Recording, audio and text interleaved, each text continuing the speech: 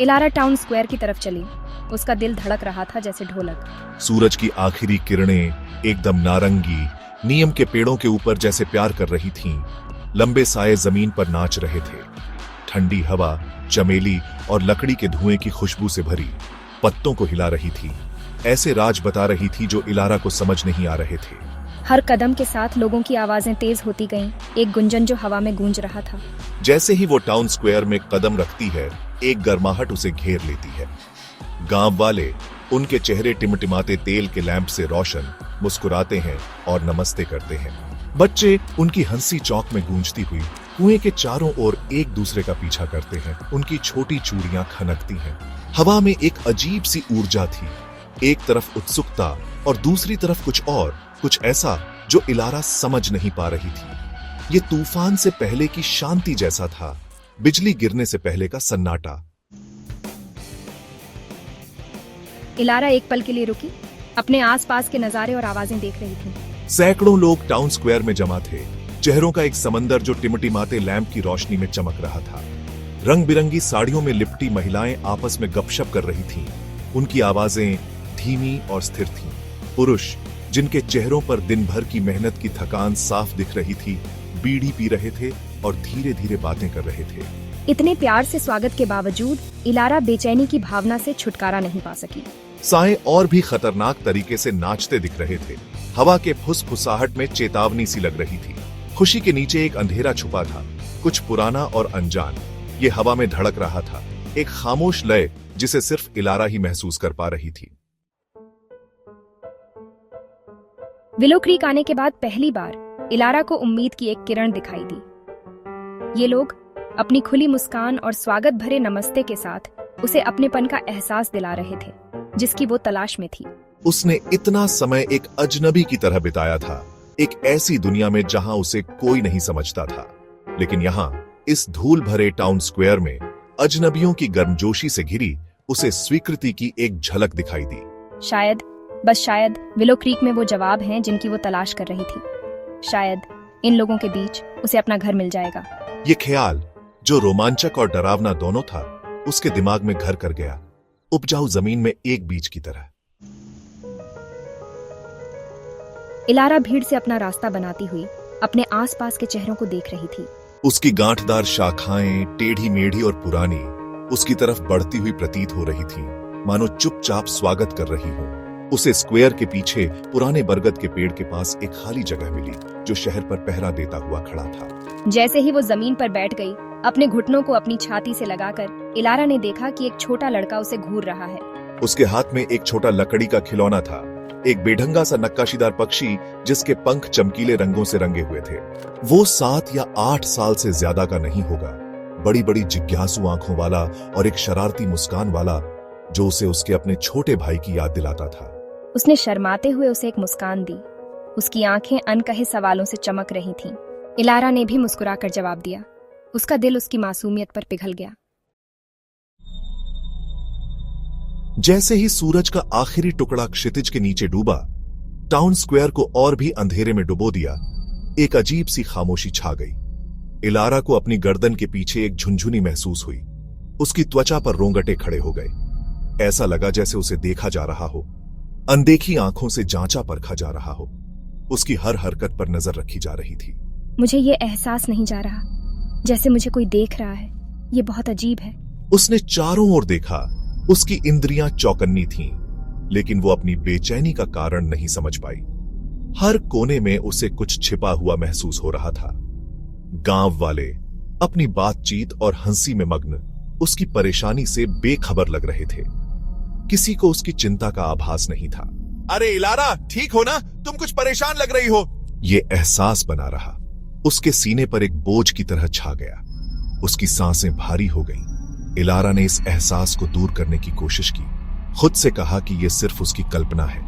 उसने खुद को शांत करने की कोशिश की, लेकिन अंदर ही अंदर एक सहज प्रवृत्ति ने उसे चेतावनी दी कि कुछ ठीक नहीं है। उसका दिल तेजी से धड़कने लगा। विलो क्रीक में एक अंधेरा है। ये अंधेरा बहुत गहरा और डरावना है।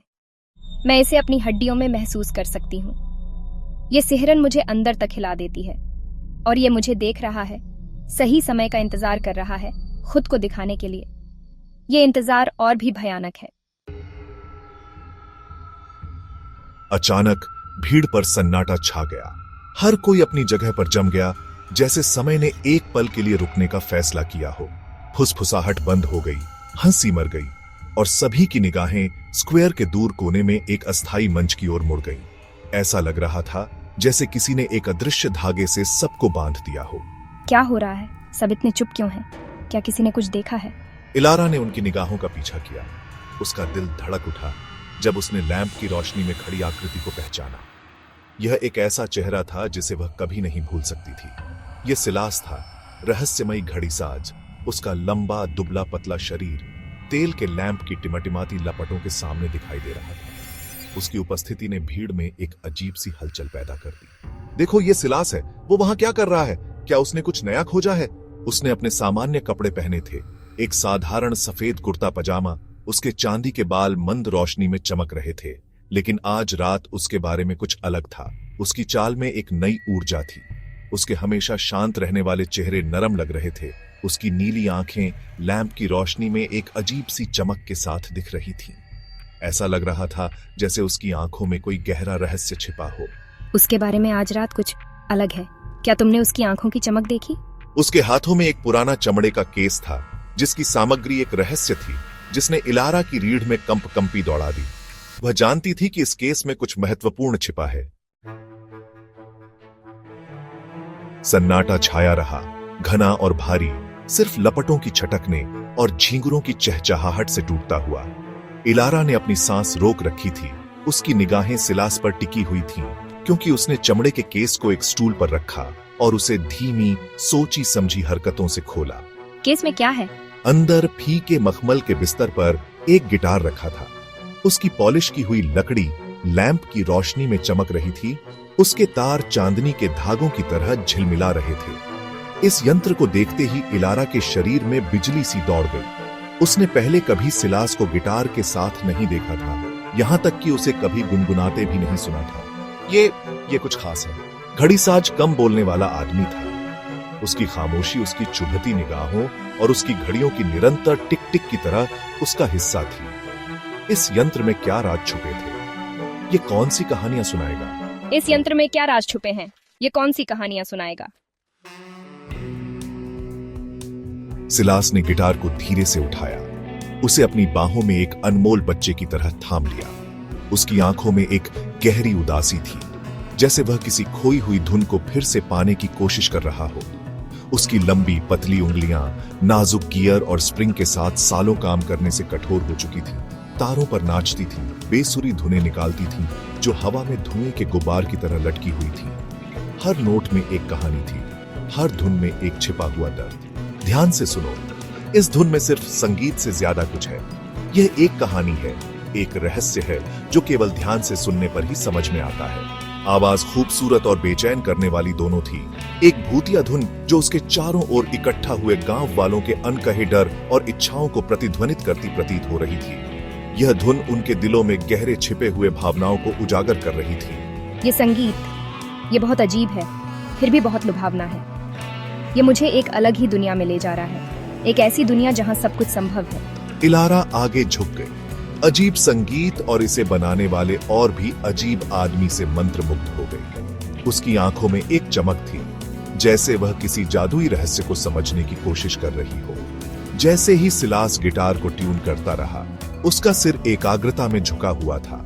इलारा इस एहसास को दूर नहीं कर सकी कि वो किसी असाधारण जादुई खतरनाक चीज से टकरा गई है। उसकी हर हरकत में एक गहरी समझ और अनुभव झलक रहा था। मैं किस चीज से टकरा गई हूँ? ये असाधारण, जादुई और खतरनाक लगता है। ये मुझे एक अनजानी यात्रा पर ले जा रहा है, जहाँ हर कदम पर एक नया रहस्य है। टूटी हुई धुन रात की हवा पर सवार होकर भूली हुई कहानियों और प्राचीन रहस्यों की फुसफुसाहट करती थी। यह धुन एक पुल की तरह थी, जो वर्तमान को अतीत से जोड़ रही थी। एक ऐसे अंधेरे की ओर इशारा करती थी जो विलो क्रीक की सतह के नीचे छिपा हुआ था। यह अंधेरा केवल भौतिक नहीं था, बल्कि आत्मा की गहराइयों में छिपे हुए रहस्यों का प्रतीक था।